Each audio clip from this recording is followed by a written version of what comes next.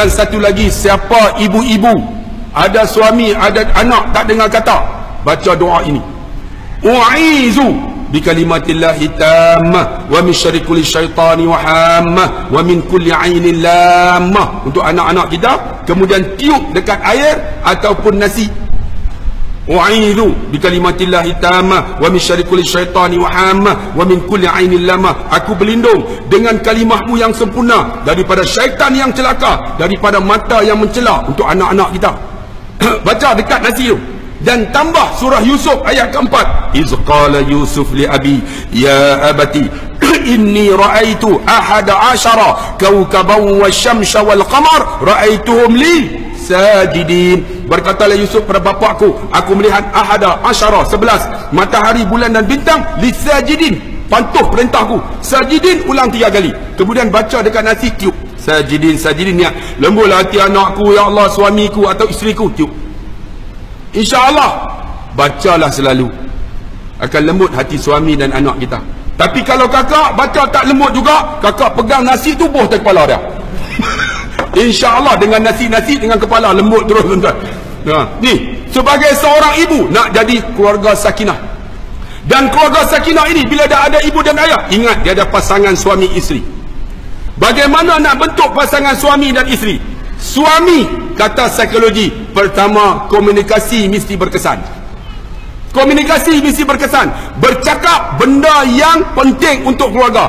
Dan bila bercakap mesti ada humor. Tak ada humor, jangan strict sangat. Pergi kedai beli nasi, balik, abang sihat ke? Tak sihat, tak ada apa nak buat. Jangan macam patung. Ada humor juga, unsur humor. Sebab apa? Baru keluarga tu akan rasa kehidupannya ada suami, ada ayah. Jangan orang Tara kata cengeng, tak cengeng. Jangan cengeng sangat bang. Sebab tu komunikasi berkesan. Sebab orang lelaki mengikut psikologi, dia bercakap satu hari 7,000 aja. Kalau dia tak cakap betul-betul komunikasi berkesan, rumah tangga takkan bahagia. 7,000, orang lelaki 7,000 perkataan. Sebab tu kalau tuan-tuan dah bercakap sampai malam, habis 7,000, balik nanti isteri tanya, tahu tak dia jawab apa? Bang, makan bang. Sebab habis dah 7,000. Bang, pergi beli gula. Tuan-tuan tengok tadi, kakak cuba tengok. Kalau dia jawab, dia lah tu, dah habis dah. Tapi orang perempuan 27,000 perkataan. Orang perempuan 27,000. Sebab tu dia cakap banyak. Sebab tu saya ceramah di depan tu, mereka duduk ceramah di belakang, nampak? Mereka duduk kutuk saya, aku ajaknya ustaz, kena giliran kita dah. Ada kutuk saya, nampak tu? Sebab tak habis lagi, baru 26,000, tinggal 1,000 lagi. Apa nak kutuk saya? Tengok orang lelaki senyap semua. Orang lelaki hebat mengikut psikologi. Seorang suami yang hebat bukan saja dia ni bercakap yang penting dan ada humor, mesti pendengar yang baik. Orang lelaki susah pendengar yang baik. Saya psikologi tuan-tuan. Kami kaunselor bukan menyelesaikan masalah. Kaunselor ialah pendengar yang baik. Bila orang datang jumpa masalah, "Di ustaz, saya ada masalah." "Masalah apa? Boleh saya bantu?" Itu soalan pertama. Jadi dia akan cerita, "Saya bergaduh dengan suami saya. Macam mana saya nak buat?" Saya pendengar, kaunselor. Ya. "Ni kalau saya dah bergaduh ni, dia tampar saya. Saya nak tampar balik dah ustaz." Ya. "Ni ustaz ni saya tak tahu nak buat apa dah ustaz." Last sekali dia kata apa? "Ustaz, kalau macam tu dah habis 45 minit, saya kena baik dengan suami saya ke ustaz?" Saya pun ya. Dia selesai sendiri. Bukan saya menyelesai. Kaunselor bukan menyelesai. Macam tu seorang lelaki yang hebat, pendengar yang baik. Pendengar apa? Isteri akan bercakap 27,000 perkataan. Kalau dia tak cakap tuan-tuan, menunjukkan dua. Sama ada nak mati ataupun tidur. Kalau dia bercakap tu kita dengar je. Ya. Abang faham. Boleh abang bantu? Dia kan dia beritahu, "Abang ni kita balik dari letih lah, abang nak beli ikan kita." Ya! Senyap terus tuan-tuan. Sepatutnya pendengar yang baik. Wahai lelaki-lelaki yang dah berkahwin dan akan kahwin, nak jadi lelaki hebat, pendengar yang baik. Dengar aja. Anak bawa ni kertas soalan, "Ni perisa ni tak lului lah abah, macam mana?" Kita dengar tak? Tanya mak hang. Sepatutnya dengar dulu apa yang direntetkan oleh anak kita. Ya. Abah faham. Tapi abah pun SPM tak lulus. Tanya mak. Dengar dulu bang. Bang, kalau dengar menyelesaikan masalah rumah tangga. Kita tak ada dengar. Orang lelaki tak nak dengar bang. Sebab orang perempuan dia akan cakap. Cakap banyak bukan menunjukkan dia cerewet. Orang perempuan cakap banyak, dia teliti. Bila teliti, kita tak teliti, menyebabkan kita seimbang. Orang lelaki mana teliti? Tak percaya kalau beli seluar spender. Seluar spender orang lelaki dalam kotak. Seluar spender orang perempuan dia letak terbentang-bentang. Sebab orang perempuan teliti, dia tengok, oh ada renda ya. Oh, dia tengok, orang lelaki ada tak? Pergi-pergi ambil terus. Polo XL. Balik-balik buka CS. Tapi dia pakai juga, dia tarik sampai meri tuan-tuan. Sebab apa? Sebab orang lelaki dia tak teliti. Orang perempuan dia teliti, nak beli spender tu tengok ni. Tapi dia beli tak? Dia tak beli. Dia kata, abang, kita pergi supermarket baru pula. Aku cukup geram tuan-tuan satu. Ni nak raya ni tuan-tuan. Dia boleh round 5 jam tuan-tuan. Teliti 5 jam. Balik-balik dia sampai kat kereta. Abang, tak jumpa abang. Saya kata tak jumpa apa? Tu seluar spender tu tak jumpa. Dalam hatiku, spender macam-macam tu. Tapi kalau orang perempuan teliti, orang lelaki teliti, susah tuan-tuan. Susah. Orang lelaki tak teliti, orang perempuan teliti, dia seimbang. Tapi kalau orang perempuan tak teliti, orang lelaki tak teliti, mampus. Seluar spender dia ambil, ambil ya. Kita pun ambil juga. Tengok-tengok tertukar. Dia ambil yang lelaki, kita yang perempuan. Nak tukar malu, kita pakai juga. Spender orang perempuan dia kecil depan tu. Terkeluar ke tepi tu, mampu tu.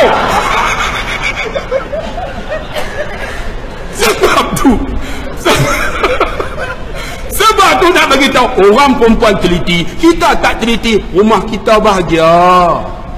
Tu namanya kebahagiaan tuan-tuan. Ada tolak ansur. Ni cerita pasal rumah tangga ni. Orang kata merapu. Merapu tak merapu juga. Kalau tak sebut tuan-tuan, kita tak nampak tuan-tuan. Saya psikologi. Sebab tu tuan-tuan yang dikasihi dan rahmati Allah, bila kita pergi shopping, tengok. Satu kedai, orang lelaki semua barang kena ada. Betul tak? Satu kedai semua kena ada. Topi, kepiah, serban semua kena ada. Ataupun topi, baju, seluar, semua stokin, semua ambil. Berapa? Orang perempuan, satu barang 9 kedai. Dia pergi tengok, tak mau, tak mau, sampai kedai ke-9, tak mau juga. Itu naluri seorang perempuan. Kita kena memahami. Sebab tu tuan-tuan, bila ada tolak ansur ini, kita boleh seimbang. Orang lelaki yang hebat tuan-tuan, dia pendengar. Orang perempuan yang hebat, servis terbaik. Wahai lelaki, kakak, suami kita tak akan cari lain kalau servis terbaik. Servis terbaik, bukan servis masuk reset. Kita pergi restoran, kita pergi kat hotel macam mana? Tu dia letak kain kat sini tu. Encik, sila duduk encik. Dia tarik bangku, kita duduk. Kita pun tengok. Nak makan apa encik? Telur dadar. Telur dadar. Dia angkat telur dadar tu tak ada apa pun, tapi sedap. Sebab apa? Servis. Cuba isteri kita jadi pelayan hotel. Nak makan apa? Ambil ni ya. Balik kereta kan, nak kereta. Abang lapar nasi lah. Nasi apa? Tak tahu tak? Ni balik kerja letih dah tak? Sama-sama letih. Tak suruh masak pula. Kita lihat kali. Kau suka nak masak, tak masak pun tak apa. Tapi isteri kita masak tak? Isteri masak, tapi dia protes. Dia masuk dengan baju tak buka, buat nasi. Pom. Kita duduk dalam bilik, nak keluar takut. Takut ni senduk melayang. Tunggu. Lah kali masuk tandas, tunggulah tandas. Duduk berak tunggu. Bini dah siap. Bang! Siap! Kawan tengah berak, tarik naik beliau. Sebab apa? Sebab tu tuan-tuan yang dikasih, servis terbaik. Kakak, bila suami makan, tolong tunggu. Jangan biar dia makan seorang. Satu lagi, servis terbaik. Kadang-kadang kita akan orang lelaki, kena sebut. Kita di naik syekh, orang tahu naik syekh. Kita naik syekh, dia kan bukan tentu masa. Kadang-kadang pukul 10 pagi dia naik syekh. Kita pegang-pegang, tak mau, ada wudu. Kita wudu, geramnya aku. Abang, kakak, jangan kira wuduk itu kamu layan suami kamu servis terbaik, kamu dapat pahala di akhirat. Ini kita orang lelaki dia tak kira, sebab orang lelaki dia tak ada menopause. Ada tak? Siapa sini dah menopause? Orang lelaki tak ada menopause. Tu duduk atas bangku tu. Kalau bagi hak baru dia bangun tu kan. Oh gelap abang kita. Nampak duduk atas bangku tuan-tuan. Tanya tengok. Nak tak? Ada seorang janda umur 46. Boleh dia kata. Jangan. Sebab orang lelaki dia tak ada menopause. Orang perempuan tuan-tuan dia menopause. Tapi menopause orang lelaki bila dia naik current, bang, kita kadang-kadang orang perempuan ni dia menolak, kita rasa hati. Jangan kata kakak umur 60, orang lelaki 60, 70, dia 120 pun. Sebab tu bila orang lelaki umur 120, orang perempuan tak boleh buka aurat depan dia. Tak boleh buka sebab 120 dia mampu lagi. Orang perempuan kalau 120 kita boleh pegang dia sebab dia memang tak ada nafsu dah.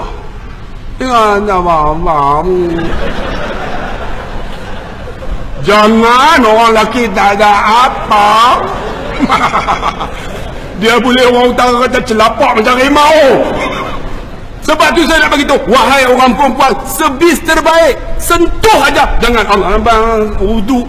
Bang, layan suami dapat pahala seperti mana solat sunat. Layan suami. Ya bang, ada wuduk ke? Tak apa, satgi yang ambil lain. Seronok suami dia. Tuan-tuan ni ada orang tuan-tuan ni nak ambil kunci tu. Nah bang, nah. Pegang. Jangan pegang. Batal wuduk. Oh, kawan tu. Wahai kakak-kakak, jagalah suami. Servis terbaik. Servis terbaik. Dia tak akan dah cari lain. Tetap dia walau Al-Quran sebut sulasa masna wa sulasa wa ruba'. Fa in khiftum ta'dilu fa wahidah. Kalau tak adil satu. Tapi kalau servis terbaik tetap satu.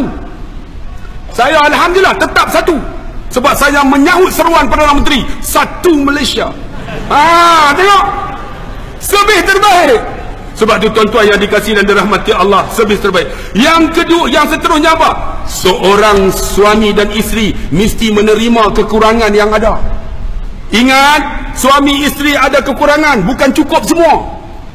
Kita ada kekurangan, isteri kita ada lebihan, maka kita cukup.